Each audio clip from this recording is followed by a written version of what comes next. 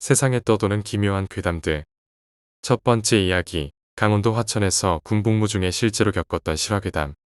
저는 강원도 화천에서 운전병으로 복무했었습니다. 다른 부대는 모르겠지만 제가 있던 부대는 가을 무월광 시기에 수색, 매복 작전을 나갑니다. 수색 매복 작전은 매복 진지 주변을 낮에 수색조가 탐지병들과 함께 정찰하며 매복에 문제가 없는지 돌아보는 작업입니다. 밤이 되면 매복조가 매복 진지에 가서 동이 트기 전까지 매복 작전을 수행합니다. 이 훈련은 거의 한 달에 한두 번 있었고 산속에서 임무를 수행하기 때문에 일반 민수용 차량은 갈 수 없어 군용 트럭으로 인원 수송을 합니다. 인원 수송은 제가 트럭으로 했습니다. 이 훈련 인원 수송을 나가면 새벽에 자다 일어나서 매복조 인원들 복귀를 시켜야 했기 때문에 잠을 잘 못 잤습니다. 새벽 2시, 3시쯤에 일어나 인원들을 복귀시키고 부대에 오면 5시쯤이 되었고 6시가 기상시간이라 잠을 더 자려고 해도 복귀한 매복조 인원 짐 정리 소리 때문에 잠도 못 자고 누워있다 6시에 기상하는 꼴입니다. 꽤 쌀쌀했던 가을날이었습니다. 이날도 수색 매복 작전 훈련이 있던 날이었습니다. 수색조가 수색을 마치고 복귀한 다음 매복조 인원들과 운전병이었던 저는 저녁 식사를 일찍 마치고 대대장님 신고를 기다리고 있었습니다. 매복 진지 위치는 우리 부대가 관할하는 지역 안에서 이루어지기 때문에 매번 위치가 바뀌어도 다 알지만 가끔 다른 부대 진지로 갈 때가 있습니다. 이럴 때는 위치도 모르고 군차에 내비게이션이 있을 이동 안무에서 산 등고선이 그려져 있는 군용 지도를 보고 찾아가야 합니다. 이날은 제가 처음 가보는 위치라 선탑 간부와 열심히 지도를 보며 위치를 파악했고 대대장 신고를 마치고 매복 인원을 뒤에 태우고 진지로 출발했습니다.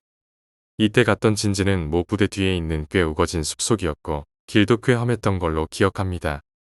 가면서 연신 이거 길도 좁고 어두운데 이따가 새벽에 애들 복귀시키러 올 때 어떻게 오냐며 인원들을 하차시켰습니다. 매복조 간부가 날씨가 꽤 쌀쌀하니 1시간 일찍 새벽 2시까지 이곳으로 데리러 오라며 저와 만날 시간을 정했습니다. 차 돌릴 곳도 마땅치 않아 후진으로 거의 200m가량을 내려온 뒤 차를 돌려 저는 부대로 복귀했고 씻고 TV 보다가 저녁 점호를 끝내고 잠이 들었습니다. 잠깐 잠들었을까 불침 보니 새벽 1시라고 저를 깨우더군요.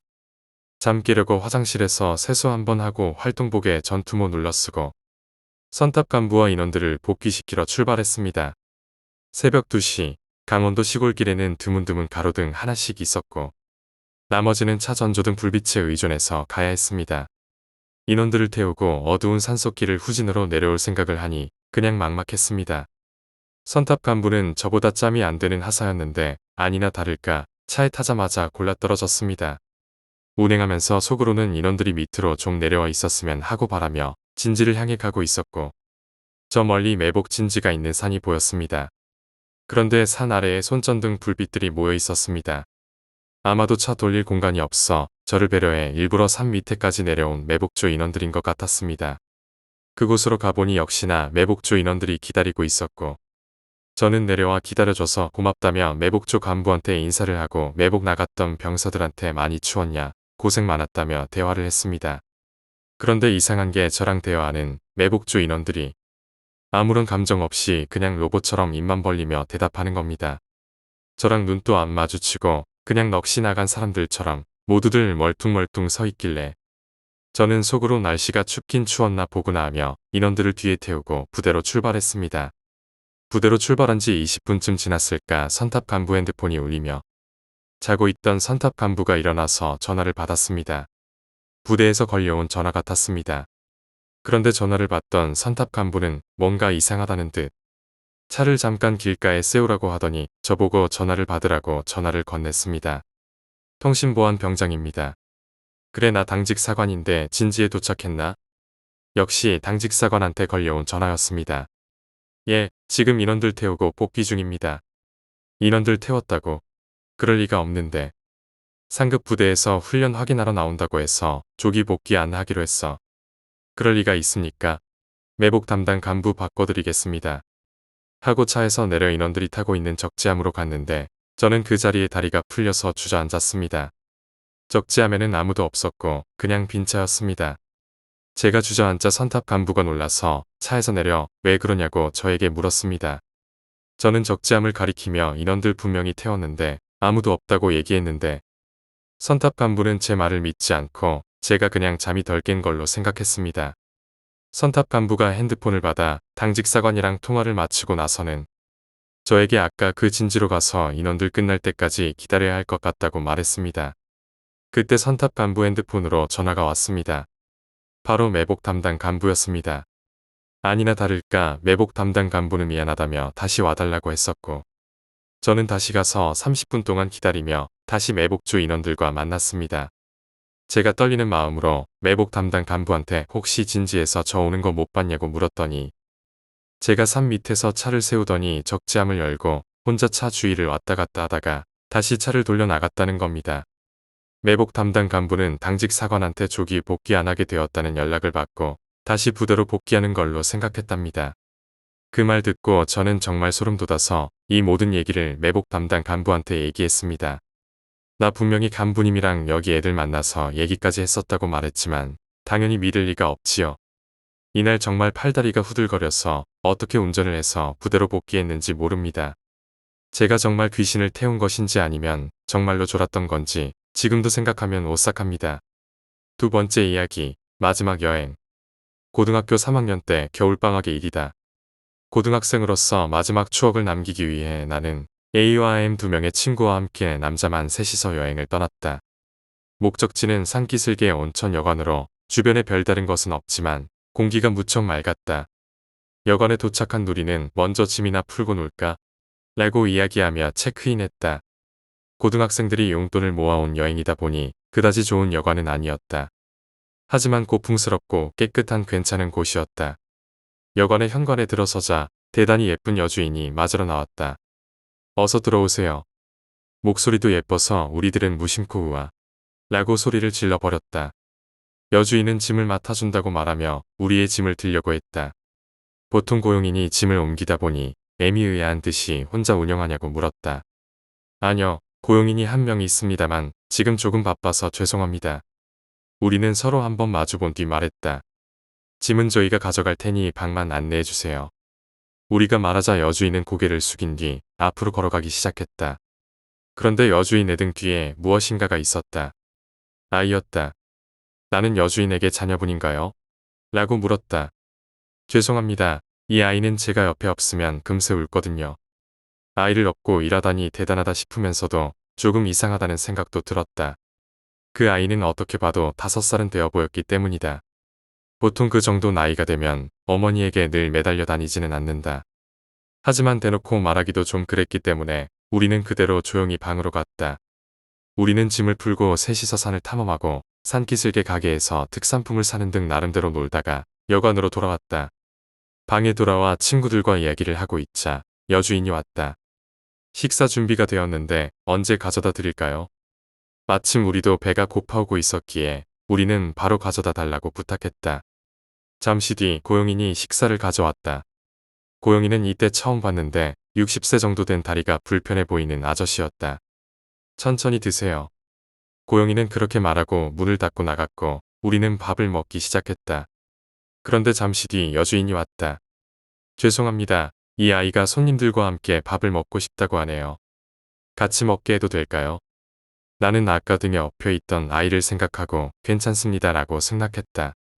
여주인은 문 뒤에서 밥상을 꺼내오더니 아이를 등에서 내렸다. 잘 됐구나. 오빠들이랑 같이 식사할 수 있어. 우리는 말을 잃었다. 그 아이는 인형이었던 것이다. 죄송합니다. 조금 자기 마음대로인 아이라서 잘 부탁드립니다. 라며 웃는 얼굴로 여주인은 방을 나갔다. 우리들은 계속 말 없이 밥만 먹었다. 어느 정도 시간이 지났을까 고용인이 왔다. 정리하러 왔습니다. 식사는 다 끝나셨나요? 그리고 잠시 뒤 여주인도 왔다. 이 아이 평소에는 밥을 잘 먹지 않는데 손님들과 같이 있어서 즐거웠나 보네요. 그리고 여주인은 인형과 그 인형 앞에 있던 밥을 가지고 나갔다. 우리는 할 말을 잃은 채 멍하니 있을 뿐이었다. 솔직히 기분이 나빠서 견딜 수가 없었다. 온천이라도 들어갔다 올래? 친구들에게 물었지만 다들 지쳤는지 고개를 젓고 먼저 자겠다고 했다. 나는 혼자 목욕을 하러 갔다. 깔끔하게 목욕을 하고 기분 좋게 방으로 돌아오자 방 안에서 키득거리는 소리가 들려왔다. 잔다고 했으면서 자기들끼리 놀고 있나 싶어 화가 난 나는 문을 3개 열었다. 그런데 안에서는 친구들이 아까 그 인형을 사이에 두고 즐겁게 이야기를 하고 있는 것이었다. 문을 연 나를 보고 A가 말했다. 왔냐? 얘가 여러 가지 이야기를 해줘서 재밌어. M 역시 말했다. 너도 이리 와. 진짜 즐거워. 두 사람 모두 눈에 초점이 풀려 있었다. 무슨 소리야, 이 바보들아. 그건 인형이잖아. 무슨 말을 하고 있는 거야. 인형? 너야말로 무슨 소리야? 이 아이 쓸쓸했다잖아. 둘 중 어느 쪽인지 알 수 없는 목소리가 들려왔다. 등골이 오싹해져서 뒤를 돌아봤다. 같이 오신 분들은 우리 아이가 마음에 든 것 같네요. 손님도 우리 아이와 놀아주세요. 라고 말하며 여주인과 고용인이 기분 나쁘게 웃고 있었다. 나는 정신없이 여관을 뛰쳐나왔다. 필사적으로 산을 내려간다. 뛰어가던 도중 문득 뒤를 돌아보니 말도 안 되는 모습으로 소리를 지르며 여주인과 고용인이 날 따라오고 있었다. 산을 다 내려갈 무렵 희미한 빛이 보였기 때문에 나는 그곳을 향해 필사적으로 달렸다. 그것은 택시였다. 나는 온 힘을 다해 택시에 올라타고 아저씨, 빨리 출발하세요. 라고 소리쳤다. 운전사 아저씨는 어이가 없는 것 같았지만 내가 너무 필사적이었던지 알았다라고 대답하고 출발하셨다. 조금 달린 뒤 아저씨는 나에게 무슨 일 있었냐? 라고 물었다. 나는 내가 겪은 일들을 모두 말했다. 아저씨는 조금 침묵하더니 그 여관은 5년 전에 망하고 없어졌어. 착각하고 있는 거 아니냐? 라고 말했다. 나는 멍해져서 말을 잃었다. 아저씨의 말에 따르면 그 여관은 경영난 때문에 비투성이에 올라 일가족이 자살을 했다는 것이었다. 여주인과 몸이 불편한 고용인 남편, 그리고 4살짜리 딸. 친구들이 걱정이었지만 그때는 너무 무서워서 돌아갈 수도 없었다. 나는 해가 뜨면 다시 그 여관에 데려달라고 아저씨에게 부탁했다. 그리고 새벽녘이 되어 해가 뜨자 나는 벌벌 떨며 택시를 타고 여관으로 갔다. 거기에는 밖에서 봐도 아니 다 보일 정도로 허물어진 여관이 있었고 안에 친구들이 쓰러져 있었다. 다행히 친구들은 감기에 걸린 걸 빼면 별 문제가 없었다. 저녁밥을 먹은 이후로 기억을 하지 못하는 것 같았다. 물론 친구들은 혼자 도망친 나에게 무척 화를 냈었다. 여관 자체가 유령일 수도 있다는 것을 알게 된 기묘한 체험이었다. 3번째 이야기, 강제 헌혈. 미국에서 실제로 있었던 일이라고 한다. 어느 모녀 가정이 있었다. 어머니는 간호사로 일하면서 생계를 이어나갔고 딸은 매일같이 바쁜 어머니를 대신해 가사를 돌보는 착한 소녀였다. 그렇지만 딸은 어느 건달과 사귀기 시작하더니 끝내 어머니의 반대에도 불구하고 사랑의 도피를 떠나버렸다. 홀로 남겨진 어머니는 연락조차 되지 않는 딸을 계속 기다렸다. 딸이 돌아온 것은 몇 개월이나 지난 뒤였다. 하지만 딸의 모습은 정상이 아니었다. 몸은 여기저기 반점투성이었고 눈은 생기가 없이 공허할 뿐이었다. 어머니가 울며 묻자 딸은 그동안의 사정을 털어놓았다. 사랑의 도피를 떠나자마자 건달은 본성을 드러냈다는 것이었다. 마구 폭력을 휘두르고 강제로 마약을 피우게 중독시켰다는 것이었다. 그뿐 아니라 일이라고는 전혀 하지 않는 남자의 생활비와 마약값을 위해 매춘까지 강요당했다는 것이었다. 그 와중에 임신까지 하게 되었지만 낙태 비용이 아깝다며 건달은 딸을 계단에서 밀어 떨어뜨려 유산시켰다는 것이었다. 딸은 하염없이 눈물을 흘리며 모든 것을 고백했다.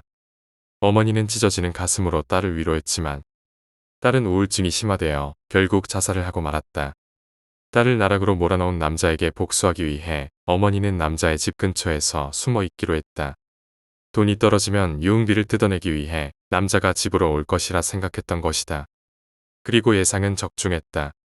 부모를 위협해 돈을 뜯어낸 남자가 신나서 집에 나오자 어머니는 권총으로 그를 위협해 제압했다. 그리고 수면제를 주사해 잠을 재운 뒤 집 지하실에 감금했다. 남자를 침대에 묶고 팔에 수혈용 바늘을 꽂고 눈에 잘 보일 만한 곳에 피가 모이는 봉투를 올려놨다. 강제 헌혈이었다. 남자는 머지않아 눈을 떴고 자신의 상태를 본 뒤 울부짖으며 생명을 구걸했다. 하지만 어머니는 모른 척할 뿐이었다. 남자는 반나절에 걸쳐 자신의 피가 천천히 몸 밖으로 빠져나가는 것을 바라보며 공포 속에서 과다출혈로 사망했다. 어머니는 남자가 죽은 뒤 경찰에 전화해 자수하고 경찰차가 현장에 도착하기 전에 자살했다. 가끔씩 현실은 그 무엇보다도 잔인하다. 4번째 이야기, 계곡의 기와집. 예전에 고등학교 친구들 5명하고 계곡에 놀러 갔습니다. 강원도 쪽이었는데 사람도 거의 없고 물도 안 깊어서 바로 짐 풀고 근처 민박집으로 가서 방부터 잡았습니다. 민박집 주인이 할머니였는데 인상도 좋으시고 말도 잘하시는 겁니다. 저희도 재밌고 해서 이런저런 얘기를 나눴습니다. 그런데 할머니가 밤에 계곡에 절대 들어가지 말라고 하셨습니다. 예전부터 사내 아이들이 계곡에 많이 빠져 죽었다고 해서 여기 마을에는 여자가 남자보다 많다는 겁니다. 여자가 빠지면 계곡 하류 쪽에 뱉어져 나오는데 남자가 빠지면 그대로 실종된다고. 뉴스에서도 계곡에서 익사해서 죽었다는 얘기 많잖아요. 또 할머니 세대는 남아선호 사상 같은 것도 있어서 그냥 알겠다고 하고 별 대수롭지 않게 생각했습니다. 계곡 가서 수영 좀 하다가 삼겹살 구워 먹고 한참 놀았습니다. 저녁쯤 돼서 맥주 한 캔씩 먹고 무슨 생각으로 이런 얘기가 나왔는지 모르겠는데 진 놈이 담배 한 갑씩 돌리기로 하는 잠수 내기를 하자고 해서 계곡에 5명이서 들어갔습니다. 저는 30초쯤 있다가 물도 차고 해서 그냥 나왔는데 분위기가 이상한 겁니다. 한 놈이 물살도 별로 안 샜는데 저 멀리 떨어져서 깊은 데로 들어가 있는 겁니다. 애들한테 다 나오라고 하고 그 놈한테 뭐해 나와 하니까 정신 나간 놈처럼 머리만 내놓고 가만히 있는 겁니다. 그러더니 물속으로 쑥 빠지더라고요. 저 새끼 왜 저러냐고 장난치는 거 아니냐고 하고 있는데 우리 중에 수영을 제대로 할 줄 아는 놈은 해병대 나온 놈 한 명밖에 없었습니다. 그놈이 개구리 헤엄, 저평인가 평영인가 그걸로 친구 빠진 쪽으로 들어가더라고요. 바로 구해서 나왔는데 빠진 놈이 의식이 없는 겁니다. 구급차를 부르고 군대서 대충 배운 심폐소생술을 했더니 다행히 깨어났더라고요. 왜 그랬냐고 물어보니까 기와집 어쩌고 헛소리를 하더라고요. 구급대원분들 오시고 병원 가서 대충 검사 받으니까 이상 없다길래 다시 민박집으로 짐 챙기러 갔습니다. 그 친구한테 왜 그랬냐고 다시 물어보니까 계속 아무 말 없다가 이런 얘기를 해줬습니다. 잠수하려고 물속에 들어가니까 어디서 부르는 느낌이 들었답니다. 소리로 들린 건 아닌데 분명히 불렀다고 나도 모르게 그쪽으로 가보니까 계곡 속에 기와집 하나가 있었답니다. 기와집 앞에는 어떤 하얀 소복 입은 여자가 서서 손짓하고 있었답니다. 그 여자 따라서 기와집 안으로 들어가 보니까 방 안이 가구 같은 거 하나 없이 횡 비어 있었답니다. 여기까지 기억난다는데 듣고 소름 끼쳤던 기억이 납니다. 5번째 이야기, 연예인. 이 이야기는 어느 젊은 연예인의 이야기입니다. 그 연예인은 막상경에서 집을 구하고 있었습니다. 그는 다한증에 걸려 땀이 많았기 때문에 목욕탕이 딸린 집을 찾고 있었습니다. 그렇지만 아직 그리 유명하지 않은 가난한 연예인 신세로 좋은 집을 찾는 것은 영 어려운 일이었습니다. 반쯤 포기하고 있을 무렵 어느 부동산에서 시내에 목욕탕 딸린 2층 집이 월 35,000엔 이라는 광고를 찾아냈습니다. 보통 그런 건물에는 안 좋은 소문이 달라붙어 있는 경우가 많지만 그는 귀신 같은 것은 전혀 믿지 않는 사람이었기 때문에 그대로 계약을 하고 집에 살기 시작했습니다. 그리고 그날 밤 새벽 4시 44분 그는 왠지 모르게 잠에서 깨어났습니다. 그런데 어디선가 이상한 소리가 들려왔습니다. 저벅하고 어디선가 한번 울린 뒤 우아한 신음소리가 들렸습니다. 그는 어쩐지 기분이 나빴지만 별로 신경 쓰지 않고 다시 잠을 청했습니다. 그리고 이튿날 새벽 4시 44분 그는 또 자던 도중 깨어나 이상한 소리를 듣게 되었습니다. 저벅저벅하는 소리가 어디서부터인지 2번 들리고 우아한 신음소리가 이어졌습니다. 그날 이후 그는 매일 새벽 4시 44분만 되면 반드시 잠에서 깨어나 그 기묘한 소리를 듣게 되었습니다. 게다가 그 저벅거리는 소리는 매일 한 번씩 더 들려오는 것입니다. 12일째 새벽 4시 44분 역시 그 소리가 들려옵니다. 저벅저벅. 그는 그 소리가 계단 쪽에서 들려온다는 것을 알아차렸습니다. 그리고 다음날 아침 그는 일어나자마자 계단을 조사해봤습니다. 그리고 알아차린 기분 나쁜 사실은 계단이 13개라는 것이었습니다. 잠깐만. 그는 알아차렸습니다. 날마다 한 번씩 많아지는 그 삐걱거리는 발소리. 13개의 계단. 오늘로 13일째. 귀신을 믿지 않는 그조차도 정말 무서워져서 부동산을 찾아가 이 일에 관해 물어봤습니다. 그러자 부동산 아저씨는 놀란 표정으로 이야기하기 시작했습니다. 사실 이 집, 세입자들이 2주를 채우지 못하고 모두 이사 가더라고요. 라고 부동산 아저씨가 말씀하셨습니다. 이 말을 들은 후 점점 무서워져서 그는 이 이야기를 친구에게 말했습니다. 친구는 자신이 아는 무당을 그날 바로 방에 데려왔습니다. 방에 들어가자마자 무당은 얼굴을 찡그리며 이 방에는 수많은 귀신이 들러붙어 있다며 그의 방 한쪽에 가득 부적을 붙였습니다. 그 모습을 보고 안심한 그는 친구에게 제안했습니다. 오늘 밤에는 애들 다 불러서 같이 이 방에 있자. 유명하지 않다고는 해도 그 역시 연예인. 무슨 일이 일어난다면 나중에 이야기거리로 써먹겠다고 생각한 것입니다. 그의 친구도 찬성해서 그날 밤은 다 같이 모여 술잔치를 벌여 귀신을 내쫓기로 했습니다. 술이 한 잔씩 들어가고 분위기는 점점 고조되었습니다. 그는 연예인 친구들을 여러 명 불러 밤늦도록 떠들고 있었습니다. 곧 새벽 4시 44분입니다. 부적 덕분인지 술 덕분인지 모두 귀신에 관한 것은 잊고 있었습니다. 그리고 4시 44분. 갑자기 집안에서 빛이 사라졌습니다. 친구들은 정전인가 싶어 어리둥절했지만 시간이 흐르자 사태를 알아차리고 초조해지기 시작했습니다. 이거 설마? 갑자기 집주인인 연예인이 13번의 신음소리를 질렀습니다. 친구들은 이것이 정말로 위험하다는 것을 알아차리고 서둘러 방에 불을 켰습니다. 그리고 드러난 그의 모습을 보고 친구들은 할 말을 잃었습니다. 그는 천정을 보며 흰저위를 드러내고 기절해 있었습니다. 그리고 크게 입을 벌리고 있었습니다. 벌린 입안에는 갈기갈기 찢어진 채 방에 붙어 있던 모든 부적이 가득 들어차 있었습니다. 만약 부적조차 없었다면 그는 어떻게 되었을까요? 6번째 이야기, 커다란 가방. 미나코는 그 기묘한 광경에 발걸음을 멈췄다. 고등학교 소프트볼 부의 연습이 끝나고 돌아가는 길. 이미 도시는 완전히 어두움에 가라앉아 있었다. 아침까지 내리고 있던 비가 아스팔트를 적셔 도로가 가로등의 빛을 받아 눈부시게 빛나고 있었다. 그 가로등 아래, 마치 스포트라이트를 받는 것 같이 가로등의 바로 아래에 웬 할머니가 서 있었다. 옆에는 커다란 검은색의 가죽인 듯한 가방이 놓여 있었다. 할머니는 그것을 필사적으로 난간 위에 밀어 올리려고 하고 있었다. 할머니가 있는 부근은 정확히 용수로가 지나가는 곳이어서 할머니는 그 가방을 용수로에 떨어뜨리려고 하고 있는 것이었다. 기묘하다는 것은 그 가방의 크기였다. 할머니가 가지고 있기에는 너무 크다. 무릎을 구부리면 그 할머니 한 사람 정도는 쑥 들어갈 정도로 크다. 그리고 매우 무거울 것 같다. 마치 사람 한 명 정도가 들어있을 것 같은 느낌의 무게. 오원과도 같은 예감이 든 미나코는 도망쳐버릴까 싶었지만 이미 할머니와 눈이 마주쳐 버렸다. 할머니는 가방을 땅에 내려놓고 미나코 쪽으로 몸을 돌려 깊숙이 머리를 숙였다. 저쪽으로 가는 수밖에 없다. 미나코는 아무렇지도 않은 듯하며 할머니의 옆으로 다가갔다. 이런 시간에 무슨 일이신가요? 죄송합니다. 처음 뵙는 분에게 부탁하기는 좀 그렇지만 도와주실 수는 없나요? 할머니는 숨기는 것이 없다는 듯한 표정으로 그렇게 말한다. 도와드릴게요. 이것인가요? 이 가방을 강에 버려주셨으면 합니다. 이것을 강에 아무쪼록 부탁드립니다. 이 안에는 무엇이 들어있나요? 이것은 손자가 쓰던 물건입니다. 이젠 필요 없어져서. 할머니는 미나코를 향해 합장을 하며 고개를 숙였다. 미나코는 약간의 현기증을 느끼며 그 큰 가방을 들어보았다. 역시 예상처럼 무겁다. 그리고 묘하게 부드럽다. 그 감촉은 기분 나쁜 예감이 들게 하는데 무리가 없었다.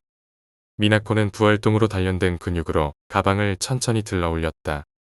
들려고 하면 가볍게 들 수는 있었지만 마음속에는 왠지 모를 기분 나쁨이 신중하게 하라고 말하고 있었다. 천천히 일부러 거칠게 숨을 내쉬며 미나코는 가방을 난간 위까지 올렸다. 흘끗 뒤를 돌아보니 감사합니다라며 할머니가 계속 미나코를 향해 합장을 하고 있었다. 눈을 감고 빌고 있는 것 같다. 미나코는 가방 지퍼에 손을 대고 소리가 나지 않도록 살짝 열어보았다.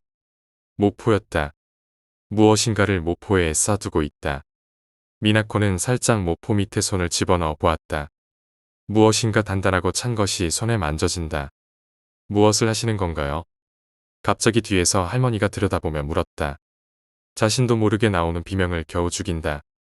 그게 손자의 어떤 물건인지 궁금해져서. 열어보셔도 괜찮아요. 그저 몸을 단련하는 도구입니다. 미나코는 인사를 하고 나서 모포를 살짝 넘겨보았다. 확실히 안에는 덤벨이나 철로 된 나령으로 가득 차 있었다. 그 이외에는 아무것도 들어있지 않은 것 같다. 손자는 자주 그것으로 운동을 하곤 했지요. 손자분은 돌아가신 건가요? 어쩌다 보니 지난달에 병으로. 실례지만 손자분의 양치는 그 아이 부모는 벌써 3년도 전에 교통사고로 두 사람 모두 이제 나 혼자니 어떻게 할 수도 없어서 미나코는 가방에 지퍼를 닫고 제대로 잡았다. 그리고 천천히 난간으로부터 밀어냈다. 바로 뒤에서는 할머니가 합장한 채 계속 감사합니다라고 말하고 있다. 가방이 난간으로부터 떨어져 용수로에 떨어져 간다. 큰 소리가 나고 용수로로부터 커다란 물보라가 올랐다. 그럼 이걸로 된 건가요? 미나코가 돌아봤지만 갑자기 할머니가 사라져 버렸다. 아니, 위다. 할머니의 몸이 허공에 떠 있었다. 자세히 보면 합장한 채 부들부들 격렬하게 몸을 흔들고 있고 지면에서 떨어진 발은 전력 질주하듯 앞뒤로 움직이고 있다. 튀어나올 것 같은 눈알에서는 피눈물이 흘러나오고 코피와 하나가 되어 옷을 빨갛게 물들여간다. 그 목에는 검은 철사줄이 메어져 있어 가로등 위를 지나 용수로로 향하고 있다. 할머니의 움직임이 멈추고 완전히 숨이 끊어질 때까지 미나코는 자신이 비명을 지르고 있다는 것조차 깨닫지 못했다. 7번째 이야기, 어둠 속의 그림자. 대학교 2학년 여름방학, 친구들과 함께 한적한 시골 마을로 여행을 떠나게 되었습니다. 도시의 번잡함을 떠나 한적한 곳에서 여유롭게 지내고 싶었기 때문입니다. 여행에는 나를 포함해 총 5명이 함께 했습니다. 김민준, 이지은, 박상혁, 한지훈, 그리고 나, 최수진이었습니다. 우리는 모두 같은 대학교 친구로 여름방학을 맞아 특별한 추억을 만들고자 한 마음으로 이 여행을 계획했습니다. 우리가 도착한 마을은 아주 조용하고 평화로웠습니다. 마을 주민들은 우리를 친절하게 맞아주었고 우리는 마을 중심에 있는 작은 펜션에 짐을 풀었습니다. 펜션 주인인 할머니는 인자 미소로 우리를 맞이하며 따뜻한 차를 대접해 주었습니다. 여기는 정말 조용하고 아름다운 곳이니 편히 쉬다 가세요. 할머니의 말씀에 우리는 고개를 끄덕이며 감사의 인사를 전했습니다. 첫날 저녁, 우리는 마을을 산책하며 주변을 둘러보았습니다. 마을 외곽에는 작은 숲이 있었고 숲 속에는 오래된 폐가가 있었습니다. 민준이 호기심 어린 눈빛으로 말했습니다. 저 폐가 진짜 무섭게 생기지 않았어? 한번 들어가 볼까? 지은이는 고개를 저으며 대답했습니다. 그냥 보기에만 무서운 거지 실제로는 아무것도 없을 거야. 괜히 무서운 얘기나 만들지 말자. 상혁은 폐가를 한참 바라보다가 말했습니다. 그래도 뭔가 신비로운 느낌이 들긴 해. 하지만 밤에는 가지 말자. 위험할 수도 있으니까. 우리는 그날 밤 펜션으로 돌아와 저녁 식사를 하고 간단한 게임을 즐기며 시간을 보냈습니다. 그러나 민주는 계속해서 폐가에 대해 이야기하며 호기심을 감추지 못했습니다. 결국 우리는 다음날 낮에 폐가를 탐험해보기로 결정했습니다. 다음날 아침, 우리는 간단한 아침 식사를 마치고 폐가로 향했습니다. 폐가는 마을 중심에서 약간 떨어진 숲속 깊은 곳에 위치해 있었습니다. 우리는 숲속 길을 따라 걷다 보니 폐가가 보이기 시작했습니다. 오래된 나무와 덩굴이 얽혀있는 폐가는 정말로 신비롭고도 기묘한 분위기를 풍겼습니다. 민준이 먼저 폐가 안으로 들어갔고 우리는 그 뒤를 따랐습니다. 폐가는 오래된 목조 건물로 내부는 먼지와 거미줄로 가득했습니다. 하지만 특별히 무서운 것은 없었습니다. 우리는 각자 폐가를 둘러보며 이곳저곳을 탐험했습니다. 그때 지훈이가 갑자기 소리를 질렀습니다. 여기 좀 봐. 이거 뭐지? 지훈이 가리킨 곳에는 낡은 일기장이 있었습니다. 우리는 그 일기장을 집어들고 함께 읽기 시작했습니다. 일기장에는 한 소녀의 이야기가 담겨 있었습니다. 소녀는 이 마을에 살던 주민으로 오래전 이 폐가에서 살았다고 합니다. 하지만 어느 날 소녀는 행방불명되었고 그 이후로 이 폐가에는 아무도 살지 않았다고 합니다. 일기장에는 소녀가 겪은 이상한 일들이 기록되어 있었습니다. 밤마다 들려오는 이상한 소리, 어둠 속에서 느껴지는 낯선 기운, 그리고 보이지 않는 누군가의 시선. 소녀는 점점 두려움에 사로잡혀갔고 결국 일기장은 소녀의 공포스러운 기록으로 가득 차 있었습니다. 우리는 일기장을 읽으며 소름이 돋았습니다. 이 폐가에서 무슨 일이 있었던 것일까요? 소녀는 왜 행방불명되었을까요? 우리는 일기장을 챙겨 펜션으로 돌아왔습니다. 그날 밤, 우리는 일기장에 적힌 이야기를 나누며 소녀가 겪은 공포를 상상해 보았습니다. 민주는 여전히 폐가에 대한 호기심을 버리지 못하고 있었습니다. 그 소녀가 겪은 일이 정말 사실일까? 우리도 밤에 한번 가볼까? 하지만 지은이는 단호하게 반대했습니다. 밤에는 위험할지도 몰라. 낮에만 가도 충분히 무서웠잖아. 결국 우리는 폐가를 다시 가지 않기로 했지만 마음 한구석에는 여전히 호기심과 두려움이 공존하고 있었습니다. 그날 밤 우리는 각자 방으로 돌아가 잠을 청했습니다. 하지만 이상하게도 잠이 쉽게 오지 않았습니다. 자꾸만 일기장에 적힌 소녀의 이야기가 떠올랐기 때문입니다. 한밤중 나는 갑자기 이상한 소리에 잠에서 깨어났습니다. 귀를 기울여 보니 마치 누군가가 방 안을 돌아다니는 듯한 소리가 들렸습니다. 나는 침대에서 일어나 조심스럽게 방 안을 둘러보았습니다. 아무도 없었습니다. 하지만 그 소리는 여전히 들려오고 있었습니다. 나는 두려운 마음에 방문을 열고 밖으로 나갔습니다. 그리고 그 순간 복도 끝에서 낯선 그림자가 보였습니다. 그림자는 천천히 움직이며 사라졌습니다. 나는 놀라서 복도를 따라가 보았지만 아무것도 찾을 수 없었습니다. 마치 환상을 본 것 같았습니다. 다시 방으로 돌아와 잠을 청했지만 그 후로는 쉽게 잠들 수 없었습니다. 다음 날 아침 나는 친구들에게 밤에 있었던 일을 이야기했습니다. 민주는 나의 이야기를 듣고 흥분된 표정으로 말했습니다. 그럼 진짜로 이 폐가에 뭔가 있는 거 아니야? 오늘 밤에 다시 가보자. 하지만 지훈과 상혁은 반대했습니다. 너무 위험해. 그냥 우리 여기서 즐겁게 지내자. 굳이 위험을 감수할 필요 없어. 우리는 결국 민준의 제안을 받아들이지 않았습니다. 그날 하루는 마을 주민들과 어울리며 평화롭게 보냈습니다. 하지만 밤이 되자 나는 다시 한번 폐가에 대한 두려움이 밀려왔습니다. 그리고 그날 밤 나는 다시 이상한 소리에 잠에서 깨어났습니다. 이번에는 소리가 더욱 명확하게 들려왔습니다. 마치 누군가가 복도를 걸어다니는 듯한 소리였습니다. 나는 두려운 마음에 방을 나서지 못하고 침대에서 벌벌 떨고 있었습니다. 그때 방문이 천천히 열렸습니다. 나는 심장이 멎는 것 같은 두려움에 휩싸였습니다. 문이 완전히 열리자 그 그림자가 다시 나타났습니다. 그림자는 천천히 방 안으로 들어왔고 나는 숨을 죽이고 지켜볼 수밖에 없었습니다. 그림자는 마치 나를 쳐다보는 듯한 자세로 서 있었습니다. 나는 도저히 견딜 수 없는 두려움에 소리를 질렀습니다. 그 순간 친구들이 방으로 뛰어들어왔습니다. 민준이 방 안을 둘러보며 물었습니다. 무슨 일이야? 괜찮아. 나는 떨리는 목소리로 대답했습니다. 그림자가 여기에 있었어. 나를 보고 있었어. 친구들은 나를 진정시키며 말했습니다. 아마도 꿈을 꾼 거겠지. 너무 걱정하지 마. 하지만 나는 그 그림자가 단순한 환상이 아니었음을 느꼈습니다. 그날 이후로 우리는 더 이상 폐가에 대해 이야기하지 않았고 여행을 마치고 집으로 돌아왔습니다. 하지만 그 사건 이후로도 나는 종종 그 그림자를 떠올리며 두려움에 떨곤 했습니다. 그리고 몇 년 후 나는 다시 그 마을을 찾게 되었습니다. 마을은 여전히 평화롭고 아름다웠습니다. 하지만 그 폐가는 이제 완전히 무너져 없어져 있었습니다. 마을 주민들은 폐가에 대한 이야기를 전혀 기억하지 못했습니다. 나는 마을을 떠나기 전 마지막으로 폐가가 있던 자리에 가보았습니다.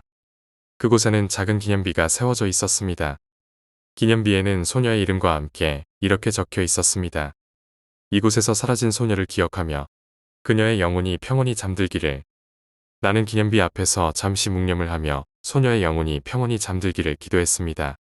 그리고 그날 밤 나는 다시 한번 그 그림자를 꿈속에서 마주했습니다. 하지만 이번에는 두렵지 않았습니다. 그림자는 조용히 미소를 지으며 나를 바라보고 있었습니다. 나는 그 미소에 안심하며 깊은 잠에 빠져들었습니다.